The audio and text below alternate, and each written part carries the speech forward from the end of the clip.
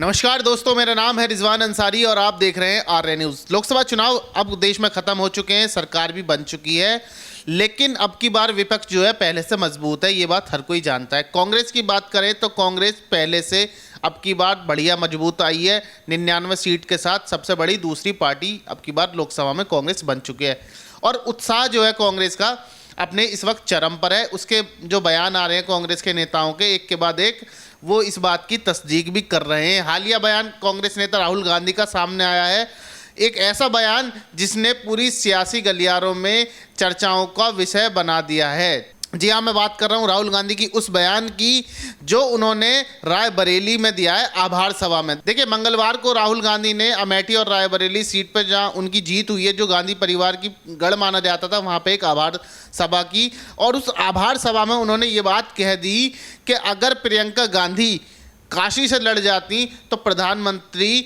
2 से 3 लाख वोट से हार जाते। जी हाँ, प्रियंका गांधी राहुल गांधी की बहन वहाँ पे उस वक्त मौजूद थी और राहुल गांधी ने जिस वक्त ये बात कही तो वहाँ पे तमाम कांग्रेस के बड़े बड़े नेता ही मौजूद थे। खुद किशोरी लाल शर्मा जो अमेठी से जीते हैं वो थे, राहुल गांधी थे, केसी वेणुगोपाल थे, प्रियंका गांधी थी और तमाम नेता थे। उस वक्त राहुल गांधी ने ये बात कही कि अगर प्रियंका मेरी बहन वाराणसी से लड़ती, नरेंद्र मोदी के खिलाफ लड़ती तो कम से कम 2 से 3 लाख वोटों से वो हार जाती। ये वही राहुल गांधी हैं, आपको बता दें कि जो अमेठी से खुद चुनाव नहीं लड़े थे क्योंकि उनको डर था कि वो पिछली बार की तरह कहीं हार ना जाए। लेकिन अब की बार ऐसा हुआ नहीं। किशोरी लाल शर्मा ने अमेठी से जीत करी, किशोरी लाल शर्मा ने अमेठी से अब की बार जीत हासिल करी थी। लेकिन सवाल ये है, अगर राहुल गांधी या कांग्रेस इतनी ही आश्वस्त थी प्रियंका गांधी की जीत को लेकर तो वो पहले क्यों नहीं लड़ी? पहले जब नामांकन प्रक्रिया चालू थी, जब चुनाव चल रहे थे, चुनाव का पूरा परिणाम आ रहा था, इससे पहले भी जब चुनाव घोषित हुए थे तो उस वक्त जब प्रियंका गांधी को चुनाव क्यों नहीं लड़ाया गया, ये एक बड़ा सवाल है। क्योंकि राजनीतिक गलियारों में खूब चर्चा थी कि अब की बार प्रियंका राजनीति में एंट्री ले सकती हैं। जिस तरह से वो एकदम से सक्रिय हुई थी, पहले भी उत्तर प्रदेश के चुनाव के बाद से वो लगातार सक्रिय हैं, लेकिन अब की बार ये साफ साफ अंदाजा लगाया जा रहा था कि प्रियंका गांधी अब की बार चुनाव लड़ेंगे, लेकिन ऐसा हुआ नहीं। एन वक्त पर यह हुआ कि रायबरेली से चुनाव राहुल गांधी लड़ेंगे और अमेठी से जो है किशोरी लाल शर्मा चुनाव लड़ेंगे। यहाँ पर भी प्रियंका गांधी चुनाव नहीं लड़ी। लेकिन अब राहुल गांधी का ये बयान कि वो वाराणसी से जीत जाती अगर लड़ती तो विपक्ष के लोग जो है वो ये बात पूछ रहे हैं और तमाम सोशल मीडिया पर जो लोग हैं एक्टिव राजनीति से को समझते हैं, वो ये बात कह रहे हैं कि अगर आप इतनी आश्वस्त थे प्रियंका गांधी की जीत को लेकर तो प्रियंका गांधी को आपने क्यों नहीं लड़ाया। वहीं दूसरी तरफ एक बात ये भी कही जा रही है कि राहुल गांधी खुद अपनी जीत को लेकर आश्वस्त नहीं थे, उनको संशय था, इसीलिए वो अब की बार 2 सीट पर लड़े जैसे पहले लड़े थे। अब की बार भी वो वायनाड से सीट से लड़े थे, जीते थे और अब की बार राहुल गांधी रायबरेली सीट से भी जीते थे। लेकिन अब उन्होंने आके ये फैसला दिया है, ये संदेश दिया है कि वो वायनाड सीट अब की बार छोड़ेंगे और वो रायबरेली से ही सांसद बने रहेंगे। खुद जो इंडिया गठबंधन के घटक दल थे, जो वायनाड में जो केरला में मजबूत है वामपंथी दल थे, उन्होंने ये बात कही थी कि आप रायबरेली संभालिए। जब आपने रायबरेली से लड़ने का प्लान किया है तो आप रायबरेली संभालिए, आप वहीं से लड़िए, यूपी से लड़िए, क्योंकि यूपी आपकी पहले से ही गढ़ रहा है। यूपी अमेठी रायबरेली से आप जीतते हैं, 3 बार लगातार आप वहीं से जीते हैं, लेकिन आप यहाँ मत आइए, हम यहाँ पर हैं। लेकिन फिर भी राहुल गांधी नहीं माने, वो वायनाड से उन्होंने पर्चा भरा और पिछली बार की तरह वो जीते भी।